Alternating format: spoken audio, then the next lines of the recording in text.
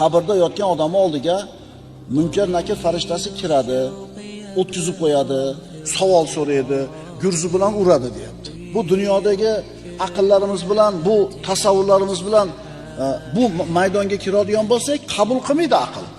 Gurzusini ko'tarsa tegib qolmaydimi? U yotadigan joy tor bo'ladi-yu. Endi bu yerga aql ishlatilmaydi.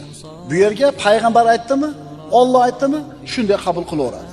Mo'minni mo'minmasdan farqi ham shunda-da. Ko'rmasa ham, aqli olmasa ham payg'ambar aytdimi, qabul qilaveradi. Agar mo'min kishi mana shu mukoshafa yaqini, shuhudi yaqin darajasiga ko'tarilsa, unga berilgan xabarni u xuddi ko'zi bilan ko'rgandek qabul qiladi. Qaytarib aytaman. Mana shu ishonchning 3-turiga yetib kelgan, shu darajasiga ko'tarilgan mo'min unga xabar berilgan, xabar qilingan narsalarni xuddi ko'zi bilan ko'rgandek tasdiqlab ishonadi.